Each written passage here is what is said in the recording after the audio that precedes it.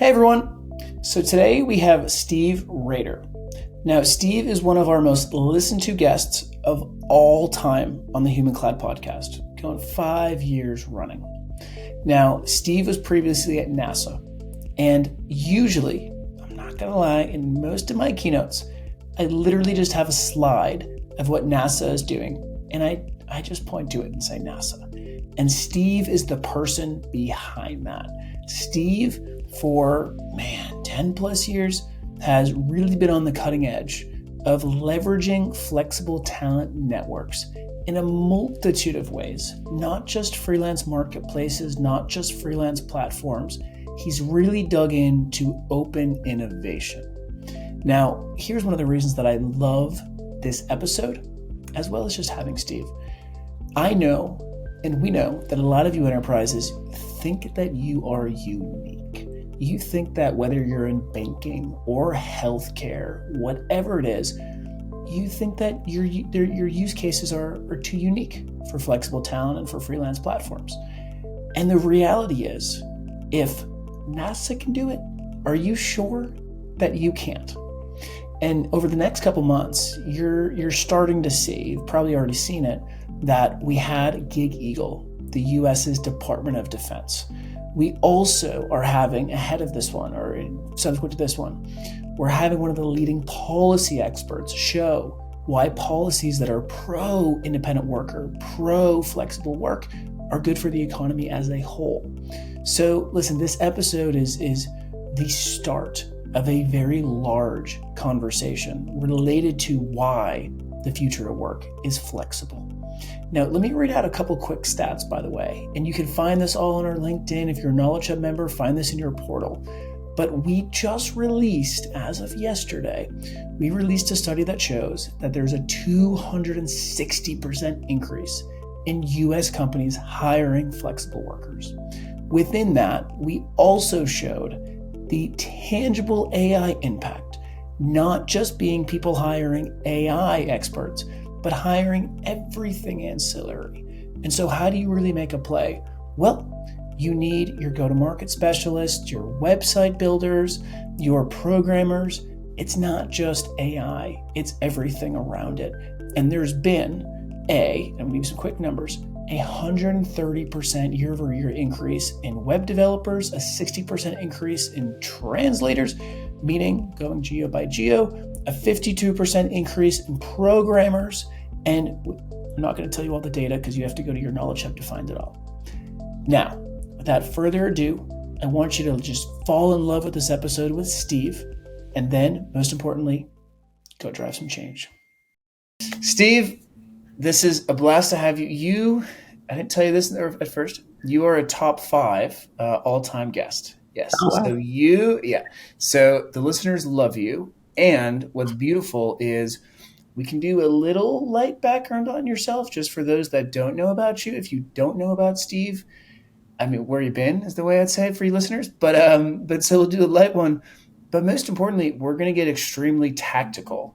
And I love the way you put it, what I'm going to call it from what you told me, is how do we not miss this opportunity? So it keeps happening, right? I think some data that we are looking at in terms of, because we've been like briefing clients for the past 2 weeks, and the piece of data that we love is that there's now 27.7 million full-time independent workers in the US, right? And there was 13 million in 2020.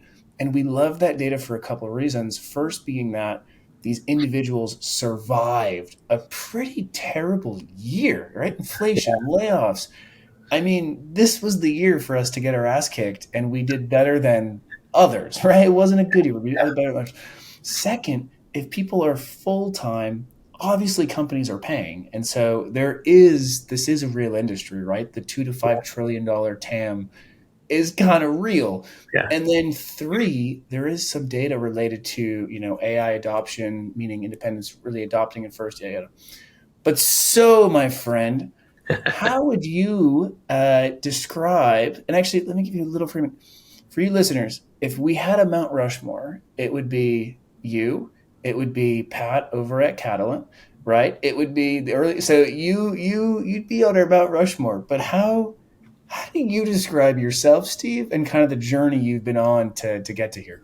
Oh gosh. Well, I mean, Oh gosh. you flatter me. You flatter me. I'm just a very curious engineer, right? I've worked at NASA now for 35 years, 36 years. So it's been a time where I've done a lot of real space stuff, working on different projects like space station and X-38 and constellation program.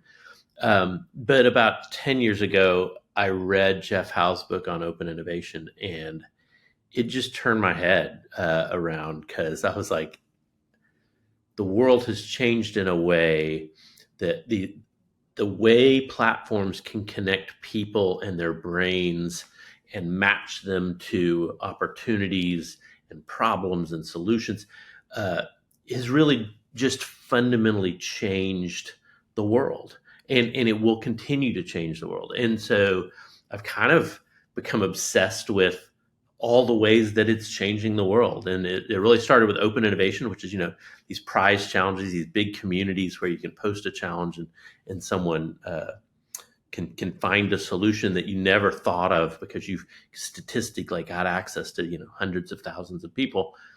But the same is true in the freelance world, right? We're seeing platforms that can match talent to task in ways that we really hadn't before. And I'm just been exploring all that. So I'm kind of obsessed with all of that right now because I think when we noticed the gig economy shift happening, it wasn't that businesses suddenly needed independent labor and so they started trying to grow. It was people independently starting to move to these platforms that provided access to the entire world, that provided services, that provided ways to be a freelancer in a way that wasn't there before. Freelancing, but in the age, but it's been around forever, right? Yeah. But the cost of doing your own thing because you're passionate about something and don't want to answer to somebody else is that you end up having to market all of your own stuff, probably within just a few miles of wherever you were based. You had to do all of the books, all of the stuff you didn't like to do in order to do your passion. And that's a really stressful thing. And it had very little security. It had very little reward. Now business is kind of the insecure place, right? With layoffs and with as fast as you're kind of losing the cutting edge skills, you're not upskilling like you can. There's a lot of things that have flipped now that we have this new gig economy, and I think people are sensing that, and they're sensing that, hey, if I go over here and get on Upwork or whatever, I can find work that I enjoy, skip out on the other stuff, and someone else will figure out how to pay me and how to match me with work, and I can focus on the things I love and in my off time upskill. So it's that natural occurrence is what's most fascinating, because enterprises are still slow to pick it up, right? It's not something that they know how to do. They know how to hire, they know how to recruit and retain full-time talent. Like, you still hear that today. We're going to recruit and retain. And I tell people, I think I said this on the last time I was on your podcast, the recruit and retain model is somewhat broken. It's not that you can't have full-time employees. That's always going to be a thing. But if you're only relying on recruit and retaining full-time employees, you can't keep up with all the skill changes that are happening. In fact, we're getting a lot of HR departments, right, that are telling us that they're have a hiring freeze and skill shortage. Like that's like in a headlock, right? As a business, that's really a recipe for disaster. So I think those are the things that we're watching, and it's fascinating.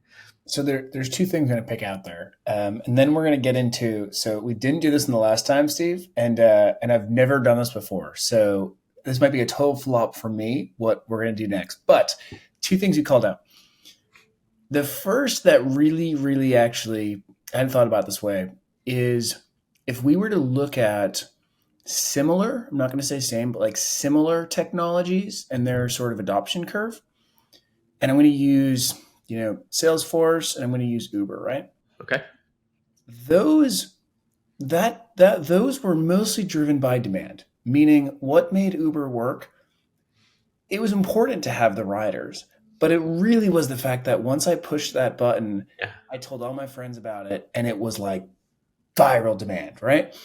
Now, in our space, it's been the exact opposite, meaning that the individuals, based off the data and the way that, I think when we had Miles, remember on the podcast, he called it happier, healthier, wealthier. So, like, the intangibles Yeah. are there on the supply side, and the individuals, they're staying, they're telling their friends about it. So we have the opposite of Uber, where our supply side. Now, the problem is, if we just look at a typical, let's imagine we're back in 1950. The problem is when there's a factory and there's a line. Well, our line is just it's huge, Yeah. right? So and that's always been the case. Now, what I think, and because we're going to sort of get into the rest of the episode, like what's in the way of the enterprise? Is it truly? And actually, before we get into this segment, actually, I'm so surprised to try it out. I hope it doesn't flop. But let me ask you a quick question that's going to sound kind of funny. And that is, are enterprises just saying no to this? Are they adopting, but we're not seeing it? Or is it just linear growth and we're humans, so we don't really pay attention unless it's, big growth? So how would Yeah. you say enterprise adoption is going? Yeah. I think there's a mixed bag. I think there's definitely folks that know they've got a problem, and they might even know that they need to do this. The problem is they don't have the mechanisms. Think about how long we've done full-time employment, right? Over 100 years. So we have laws that have been structured to optimize to that. We're optimized to have our benefits come through that mechanism.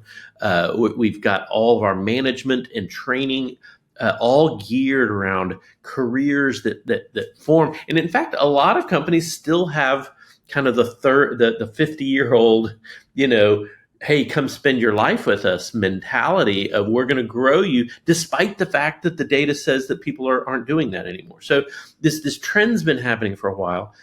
The problem is large organizations, what make them hum is good processes that execute well. But what that means is if you ever want to change those, then it's really hard, especially in large organizations, because you're talking about new software, new processes, new ways of doing business. And somebody's got to take the effort to do that. And it's got to really show a payoff. And that's really hard. And particularly when you compare the new freelance world, it doesn't have the same maturity in its interfaces. So, for instance, there's not a digital standard for how you hire a freelancer. You can't have an API that goes out and finds, and that's some people are working on all that, right? But you do have some of that in the staffing agencies and some of the recruiters and others. And so it's part of the systems compatibility, part of it's the process, and part of it's the middleman. I always think if you're ever going to look for the reason there's not change in large enterprises, it's middle managers. Middle managers, like their life is managing people and their careers to support the issue, the business, and their job kind of changes drastically in this model because they become orchestrators of work rather than orchestrators of people. And that sounds weird, but and you really, it's not, this is the other thing is whenever we talk this, it's easy to get into black and white thinking that it's either this way or this way. And that's just totally not true, right? There's going to be a shift where there's more of this kind of managing and orchestrating work, but there are still people to manage, right? So it's not going to be that there's a total shift. Although I will say, I've been surprised by how many startups will come up to me after I do a talk and say, oh, I am structured this way. I started as a small ecosystem of freelancers. I went out and hired someone else, and they don't hire them as one-offs all the time. Sometimes they'll say, hey, I found an accounting person that I like. They're a freelancer over here. I just go back to them every time and whenever I need them. And if they're not available, I find somebody else. But the lowest friction is for me to use them. And they start to build relationships, culture, a process that they understand. And you see that over and over, that there's these 10 people teams where there's only one or two that are actually the owners of the business, or the ones that are doing the core of the work, but all the work is being done by these freelancers. And they're growing these business. I just talked to Lettuce. I don't know if Yeah, of course, of yeah, course. they're that way. That's how they're structured. They largely have freelancers, and I think it's just a different way of thinking, because a lot of people think, oh, they're not part of our company. No, they're part of that company. It's just the only mind shift that has to happen is this idea that you have to own people, like all of their time, and be able to tell them what to do, and they've got to jump to it, rather than I have a set of tasks. I need to find the best people to do those, and how do I orchestrate that so that I get the right people together, right? And that, to me, it's a subtle shift, and in fact, in companies that really work well, you do have people that define tasks well and make sure they're trying to get the right folks. But when you start to do things that way, what you realize in an organization with a fixed labor force, that's a very small pool of people. And your tasks often have very different requirements. And so then you're balancing, well, who's available and who has the skills, and how do I have to upskill some, versus in the gig economy, you're really able to get the best that your money can buy to do that. And it's often cheaper because you're fitting people exactly where they go, which is always avoiding that inefficiency of having to kind of train them, or split their time and all that kind of stuff. Even though they often are splitting their time, it's a kind of a different dynamic. So It's a the splitting their time is a 1+1 = 3 scenario, because they split their time, they have more coverage for you in that their skills are better and they act. Yeah. So yeah, it's so one of the things that I do think has changed from a timing perspective, that seems like it's time to run, and potentially, I would say our industry, based off the data we know, it's always had a 5 to 15% growth. It's never really gone above 15. It's never really gone below 5. And part of, the segment that you just talked about is, when I was really thinking about it, the segment's kind of like, why does it seem like we're not Salesforce? Meaning, why does it seem like, yeah, yes, we have two public companies, but they're not doing too well, right? Like their stock is not doing too well. My financial advisor makes sure to tell me. But so why does it seem like you're not doing well? And I look, and there's three things that potentially are happening. One is they're not, right? So like one scenario would be, yeah, you're right, freelance is just nothing. Another scenario is they just can't see it. yeah, I think this one's very real. Most of these enterprises don't see that 10% of their external talent budgets are actually going to yeah, freelance adjacent, freelance related. right, And it's, to your point, it's because most startups and managers, they're not like, look at these right, freelancers, but they're not full time. So what are they, right? And yeah, then the third is the part that you nailed, is they're trying, but they don't know. And so in my work, if you look at most enterprises that are trying, yeah, there's no consistency, and you nailed it. Of there's no, how'd you say? You said there's no standard mechanisms. Everything. There's no standard team, right? Like in a Salesforce deployment, there's Salesforce developers, right? There's a whole ecosystem of who's doing it. The CIO owns it. Like right, everybody knows. We don't have that. We don't have standards. So, but this is what I was going to tell you. But what has changed, Steve, is across the whole business climate, we are kind of allowed to now talk about efficiency. yeah, And a lot of CEOs now are being ruthless about, we're getting rid of right, the the bottom 40%. Now, when I was at Microsoft, no one would publicly say it. We stack ranked, right? And Amazon was a little more public about it. They would get rid of their, bottom 10% every year, but we sure as hell stack ranked. That is becoming public now in yeah, terms of, it's like we said last week. So, yeah. okay, we're Well, going to go with, so, yeah, so yeah, so I think there's some really interesting things there. One, I think you're right. There's a hidden layer in there. I don't know if you remember when Wipro purchased Topcoder, right? They did a study and they looked through everyone's emails on Topcoder and found like a ton of Wipro email addresses. And it basically said, that WePro folks are participating in this, and I think there's this thing there that lots of people who have full time jobs in enterprises are both using people out in the freelance and open economy and participating in it, which I think is great because it's a great way to learn. And as long as you're not, feeding IP out the door, and I think most people are really paranoid of doing that, so they don't. Um, I think there is a lot there because when we first came across freelancer.com, most of their interactions were between freelancers. And I think that move initially was, hey, there's these platforms that I can go make a little money on doing stuff. And they would get on, and it wasn't the GEs and the NASAs and the Microsofts that were the clients. It was, small business and each other. But that's growing. And I think that's how things have to kind of grow and get a critical mass. And we use large enterprises as a big, thermometer as to how successful we are. I'm starting to think maybe we should be targeting startups and small business because they're the ones that are really kind of struggling with the same complexities of technology, and yet they don't have near the resources. And this is the superpower of the gig economy, is that you can actually have 35 skills that would normally take 35 people and be paying for 5 people worth of time, right? And it's, I always go back to the analogy of an IT person.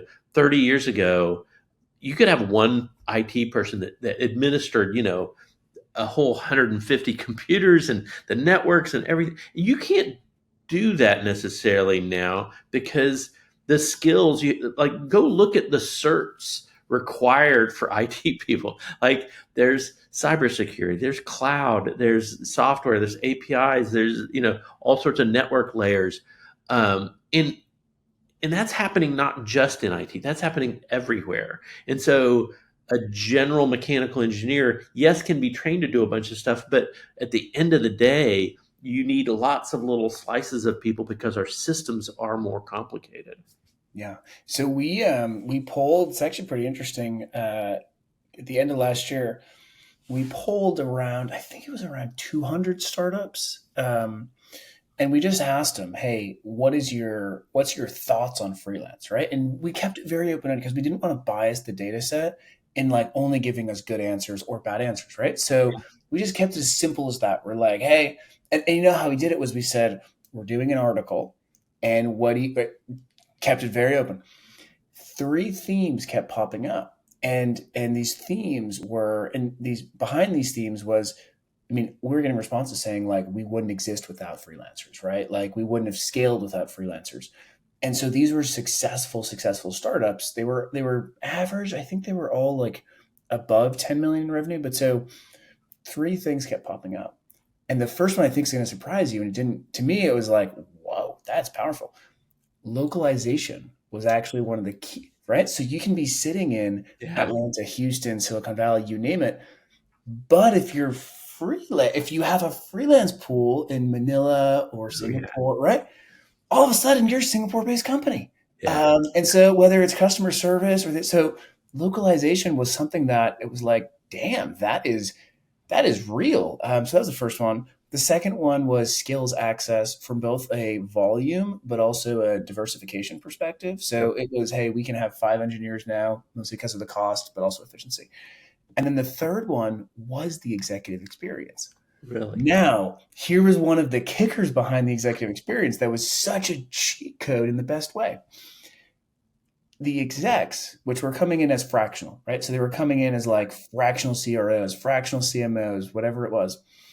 And Steve, you and I are going to know this because we've done this with a lot of companies that we've advised or invested in.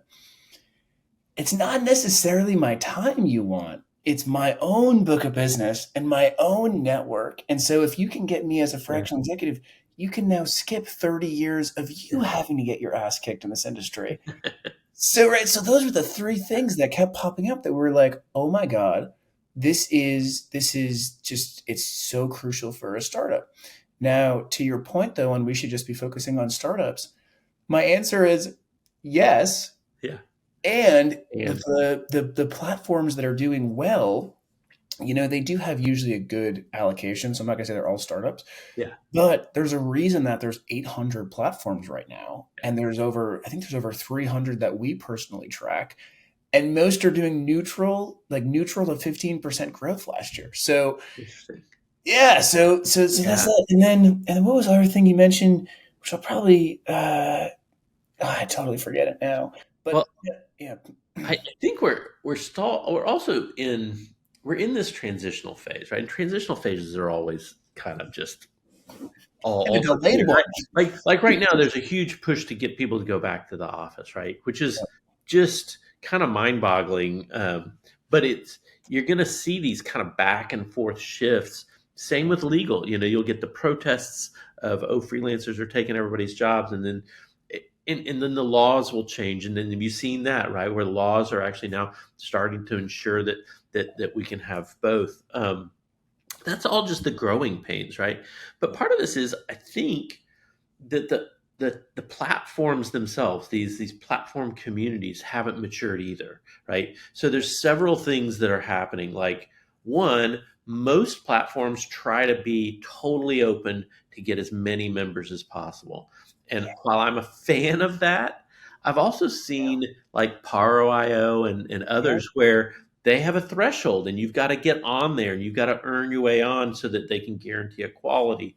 And there's some benefit to that, right? I do think that the ones that will win in the end are the ones that actually figure out how to make a platform that not just services and meets all the needs of the customer, yeah, but actually is kind of the place that employees, high end employees, want to be. So yeah, upskilling is included, networking is encouraged, teaming is set up. You've heard me talk about the high performing teams that yeah, we can match in these platforms. I think those are going to be the special sauce that someone who just they're like, because most people when they first start to use one of these platforms is they'll get on, they'll find a task, and then they'll meet with their client, and then they'll try to figure out, okay, how can we do this off the platform so I don't have to pay these overhead fees, right? Like that's the first thing that beginners do, and yet what they're not realizing is, hey, if you can get the right balance, you want to get the right kind of overhead number, but there's benefit to having an infrastructure, a community, a set of resources that you can use, because I always look at it like HR and management are moving out of the mainstream, right? So in other words, HR was there to recruit and retain talent and kind of keep them trained up, and the managers were there to kind of make sure that all the workers were utilized to do all the things the company needed, right? And as we move more and more people into this gig economy, the platform takes over a lot of that HR piece, right? Because they're going to get you what you need, and then the orchestration is what the management changes, like we were talking. So the role of that platform has to take on taking care of those folks, making sure they're developing, and not in this kind of frou-frou altruistic way, but rather in a way that makes them the best resources that you can have, so that they're not just replaceable units, but people you're investing in. That's David David Burdick, Michael Burdick at Paro. He trains people with every task. They get assigned kind of to upskill with every task. That benefits the platform and the individual. And I think we got to look more at how do we do that uh, as platforms. So I think that's part of the thing too. Is we've got a lot of platforms out there that have a mixed bag, and still are trying to figure out how to provide that win-win for both the freelancers and the enterprises. it's I wonder what your take is on the who and the stakeholders that enable this to happen, because I think one of the toughest parts, like, I always go back to how come we're not Salesforce. To be honest, that's like always my north star is like, We're also cloud-based, right? We also are enterprise capable. I would argue we're potentially more transformative because, who's writing the email is more powerful than the CRM. But so I always go back to that. But it seems like there's never been a uniform either, I see what's it called, ideal customer persona. There's never been a uniform buyer. There's never been a uniform working team. And if I think about back to Salesforce, like actually I'll give you the Microsoft version of this. So let me ask you, Steve, you got Gates, you got Jobs, right? Early days. What did Gates do differently that made Microsoft Microsoft? What would you say if like we had to reduce it? What would you say is like one of the smartest things that he did? Yeah, one of the smartest things that they did was kind of open the marketplace up. They weren't as closed, right? It's true. So let me know how wrong I am from an engineer's perspective, right? I would say the smartest thing that Gates did was he listened to his mom. And what I mean by that is that his mom was on a lot of the nonprofit boards that the executives in Seattle were on. Uh, Because of that, he knew how to take the operating system when he was in, where was he in Santa Fe? When he basically like built it on a plane to sell it, whatever. Long story short, he knew how to adapt it to the enterprise, which meant he knew how to sell it yeah, into the CIO, CTO. yeah, And if you look at the infrastructure of how Microsoft is sold and yeah, adopted and whatever, it's because that CIO and CTO, they want to change. And so even if users hate it, right? Even if working teams are using G Suite, the CIO CTO is still going to say, nope, we're doing the M365 license. We yeah, don't care if you don't like it as much as just whatever. And in our space, we don't have that level yeah, of predictability and stakeholder alignment slash mapping. We don't know. Is it the CHRO? Is it a CPO, right? Is it someone in yeah, procurement? A lot of the best programs, like you, my friend, you're not in HR. You didn't come out of this world thinking, I love HR, right? yeah. You love innovation, engineering, you name it. So, I mean, do you think we'll ever be able to solve for who exactly owns this? Gosh, you hit on so many things right there because one of the things that I think enterprises are really struggling with and is probably still a gap on the labor side for independent labor is the digital aspect, right? Digital transformation is still not done on this side. And on this side, we haven't quite figured out how to actually fit this into the digital side. And I think like we're doing really well on being able to match and find and get the right folks. What we haven't done is the really good standardization work of how to make that make sense in this new digital platform for the enterprises. And the enterprises are not all there, right? They're struggling just to get basic enterprise level digital transformation. Um, And yeah, align it, yeah, right? Because a lot of enterprises, even if they'll say, yep, we really want to have this full digital talent transformation, and then you ask right now, how's your HR and TA structured, and what are they doing to match the recs? And they go, yeah, paper cover letters, yeah. right? And you're like, oh my God, what? I mean, yeah, no, I mean, and you're watching these new systems with generative AI going out and finding and interviewing people. Like I told a university class just this last week, I said, your first interviews are likely all going to be with generative AI from now on. You will, if you're having a live interview, you're probably in the finals because it's just a different way, right? But all of that stuff is digital, and a lot of that is a mindset in a lot of organizations, which is digital is the IT department's problem. Hmm. Everywhere it's not successful, that's what's happening. And the CEO is like, hey, IT, why aren't you giving us all digital? Why is my digital transformation taking so long? And it has to be every process, every group, and their workflows have to instantiate their piece. You can't just put Salesforce at a company and expect it to be all digital. Every system has to then implement on top of that framework or whichever framework they pick. Uh, what they're doing. And that's where we're spending our money is getting our workflows to where we're entering data only one place. We're speeding up the process so that everything takes less time. The integration mistakes are less because you're not trying to reconcile data in a bunch of different places. And I think that applies to labor too, right? Getting work done has a lot of steps to it, and the first steps are getting the right team members, but that doesn't end at the first. You're always augmenting that, right? You're always bringing in some new person for some new phase, for some new capability. Well, that kind of orchestration, the more it becomes digital, the more it becomes something that we can plan and connect people. We will get to a stage where you say, "Hey, I really need a quantum sensors expert," and you put a request in, and an hour later you're on a call with them, and you're not having to set up a contract, you're not having to go interview a bunch of people. You're simply generating the request, it gets scheduled, you have the meeting, you get with it. And maybe if it's not even a meeting, maybe you generate a request that has a, "Hey, I need this question answered," and it goes off to some freelance network and comes back. um, there's those kinds of things, right?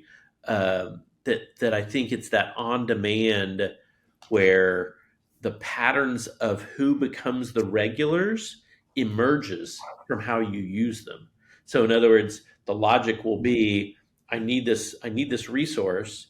Well, if I've needed that resource before and I had a good experience with this freelancer, I'm gonna go find them and pull them in, and and there's going to be cost and time and available and all those things, but it's this very complex equation that's got to happen in order to get the right resource. But it's not that complex, right? You can start to see that you have this kind of organization that's really focused on getting done what it needs to do. One of the things I don't know if I said this last time, but there's a cognitive dissonance in the way we have organized for the last 100 years, in that we form these groups of people, um, and the company's purpose is to make money. Like, no one actually argues with that, everyone knows that.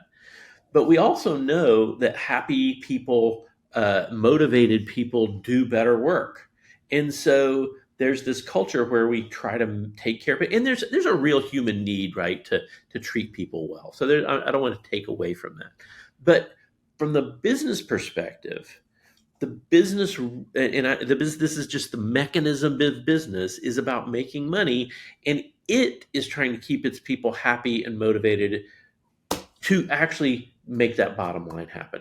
And I always tell people Dilbert cartoons are funny because they're real in this way. They recognize that the big company actually doesn't care about you as an individual. There might be individuals in that company that care about you, but the company doesn't have feelings. It's a software program in some ways, right? Yeah. And so this new mechanism where the people that are actually orchestrating the work, maybe they do care about the company and what it's doing, but they're just getting the resources necessary to do it. And then maybe this platform over here, it cares about, hey, if we make these people successful, we're successful because we're providing people that are smart with the right skills to the right thing. So there's a little bit better matching of people, and hopefully something that can develop people and take care of them a little bit better than this way. But I think it's more honest. It gives everyone's up front, right? I'm going to do this to make this money, and yes, I'll do that, but I don't put all of my faith in them to take care of me and do all the things. Now, there's some downsides to that, obviously. We're going to have to figure out, how do we find community? How do we find that human network piece of it? And that's why I think that's falling more and more to this platform side, and the individual's going to have to figure that out. But that's the maturing that this whole industry has to have. It's so funny. So I do think right now, meaning January of 2025, I do think we're allowed to cut through the bullshit and be a Dilbert comic, right? And I think I think we're allowed to say it, right? I'm in business to make money. Human Cloud is in business to make money, Yeah, right? Human Cloud absolutely. is not a social mission. We're in business to make money. As an entrepreneur, in the hardest time for me that I've ever navigated was 2020 to 2022. And that was during COVID, but also, there's been various terms around like peak ZERP and yeah. But that's also when money was just flying around everywhere, but it was not really tied to business dynamics. And so I remember when we were raising with Venturel, we are looking at some of our competitors. And we're actually seeing like their investor decks. And rather than we make money, right? Rather than this is how we're going to make money, this is how we've made it, and this is how we're going to keep making it, it was such like non-business related stuff, right? Kind of like the Adam Newman. And remember all the things that happened in the past. We get the Adam Newman and the WeWork, yeah, yeah. So we can finally say a company here is to make money. Yeah, That's it. yeah. Now, what I think one of the things you hit on, and Steve, this is yours, so feel free. This is not my brain, but I think what part of what I just uncovered of you hearing was you telling me that digital is maybe the bottleneck right now, in that there's not a clear like collaboration around digital. And so here's what I'm going to propose, okay? Every single enterprise, when they either start or evaluate their whatever they want to call it, their flexible talent program, their modern talent strategy, whatever, their future proofing, they need to use this. And listeners, look on the video. What I'm calling is the Holy Trinity, in that you start with the business case, you then got to go to whoever owns digital, you then go to talent, and these three need to work together. Yeah. And if you don't have these three, it's just not going to work. Yeah. And I think so how bad is the Holy Trinity, Steve? Can we do you think this, just should I throw this piece of paper away? You see No, what's no. I think that's, but I think that's the challenge too, right? You got to get all the pieces working together, and a lot of times, somebody's lacking the digital piece or the lacking the. Yeah. It's an interesting dilemma, and I think it's happening. Like, you find these companies where people are hiring freelancers at the lowest level, and the high levels don't know, right? I mean, it's happening because Yeah. people see that it's a viable mechanism. It's how do you do it at scale? How do you continue to improve the legal framework so that it's funny, right now, right? If you're a freelancer, you're limited to 40 or 20 hours, right? You can't work Yeah. more than half time for an enterprise, and that's there so that big companies don't take advantage of you, because if you're a W-2, you get all the benefits. Well, okay, that's a very American construct, because healthcare is a very expensive thing, and it usually comes from your company. Yeah. We're competing with the rest of the world, where they don't necessarily have a problem with healthcare because their country provides that, right? And they don't have as high of cost of living. So we need to figure that whole 1099 versus W-2 thing that was meant to protect workers, and does still in some cases. I don't want to say it's, we have to balance that. Well, now that same legislation that's trying to protect workers is hurting freelancers that want to be independent but work more than 20 hours a week for a company. Like, so Yeah. Yeah. how do you reconcile? Both are good. Yeah. It's just our legislation is written from one mindset, right? So we just have to figure out how to reconcile those kinds of things. And that's the tip of the iceberg, right? There's a bunch of law around employment, and we want success for our populations, right? And we need them to find their right home, whether that's full time or part time.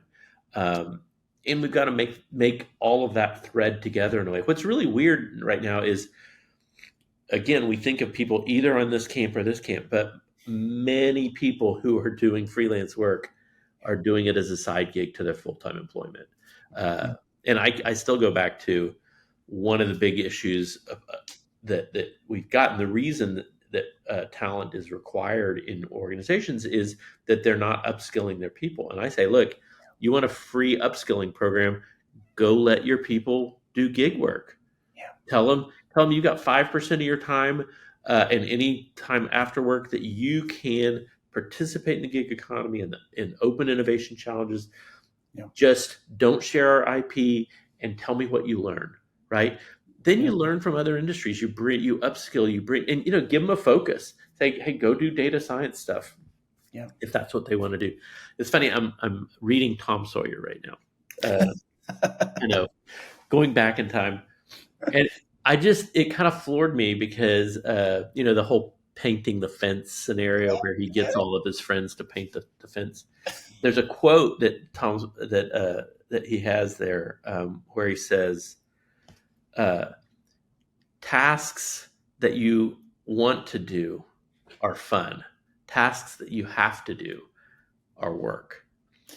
And his little trick was getting people to want to do this. And I think that's some of what's going on here. The agency of I pick the task. Nobody's telling me. I get to pick it. Uh, and these platforms are going to bring me the kinds of tasks that I want. And you get to decide, is that enough money for me to go do this? And do I want to go do this task that I really don't enjoy, but it pays and I need to do that? And so I'll do that. And you see that all the time, right? People are using the gig economy to kind of make ends meet.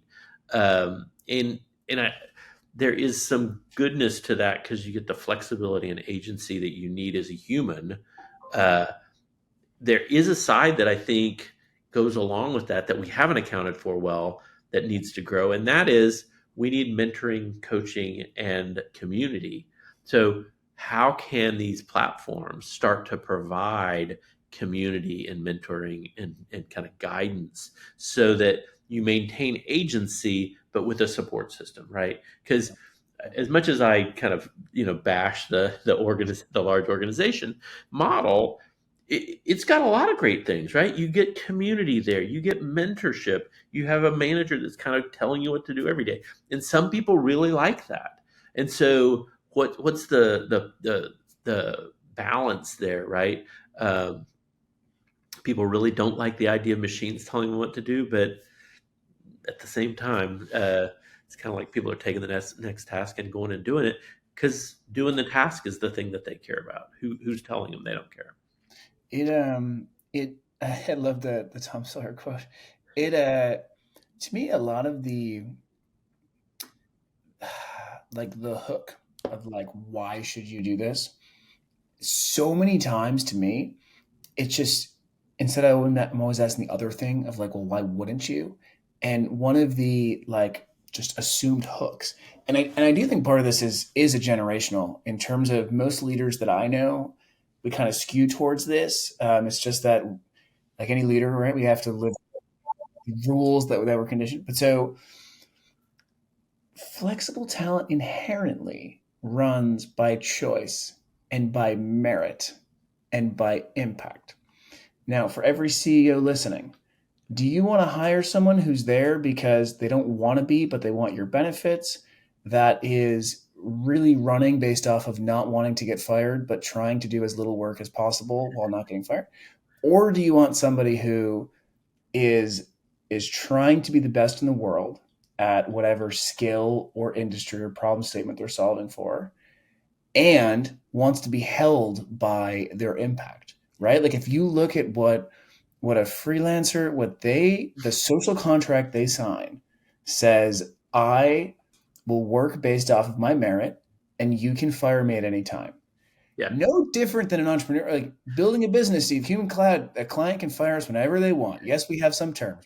So who do you Yeah, want? but I'll say that's a very optimistic view, right? Because we True. still do there is still an overhead in getting a good freelancer, It's true. and even though you have the freedom to go say, oh, you're not working out, let me go find another.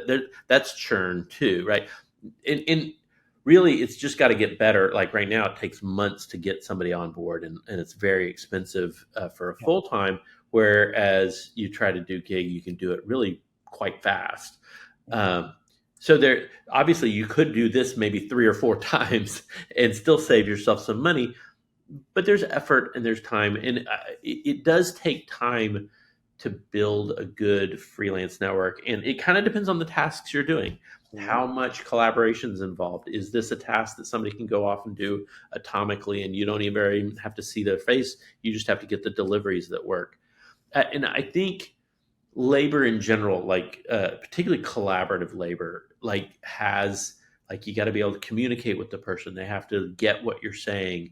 You got to figure out what's written versus what's spoken in terms of the contract. And I think that those are areas that we're really going to be trying to get better at. I think generative AI is going to play a part in that, because I was really interested to see somebody, I think you maybe saw this too, take a small phrase and say, generate a task order. And a really good task order was formulated based on a context of knowing what the company was, what they were doing, and how they were doing it. Those are going to be valuable tools for communicating and getting, again, we're going to get better at matching. And all of these are matching algorithms. It's funny, when I first got into this, I went and got a book by Alvin Roth, who won the Nobel Prize for his work on matching. And it turns out he wasn't an economist, but he won the Nobel Prize for economists, I don't know, like 10 years ago. And it was all around matching of kidneys, around school matching. And it was these kind of really complex matching things where you would think, oh, I just need to find a good fit of this organ from this donor. But it turns out the best matching is when the person needing a donation has a network of people that sign up to be donors. So you have multiple types, and then it's this very complex thing. But in that book, he really explains kind of like the things like people going off of one platform and saying, I don't want to do the cost, I'm going to come out of network. And what do you have to do to fix that? And there's these real shortcut things that you've got to do to make it all work. But I think that kind of work, focusing on the matching piece to get you exactly what you need, and that mechanism as fast as possible. The rest kind of works itself out. That's where I get excited. In fact, Shannon Held, who's a professor at University of Chicago, has some really amazing work going on kind of need solution pairs and how those can be worked with generative AI. It's fascinating work.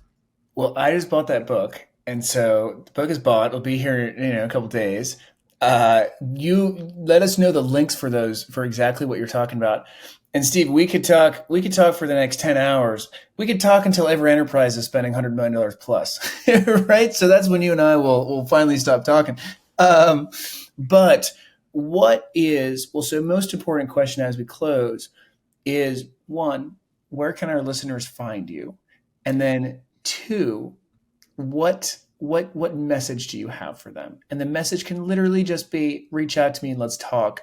Or it could be, look here or do this or whatever. Yeah. But where can they find you, and what's your sign-off message?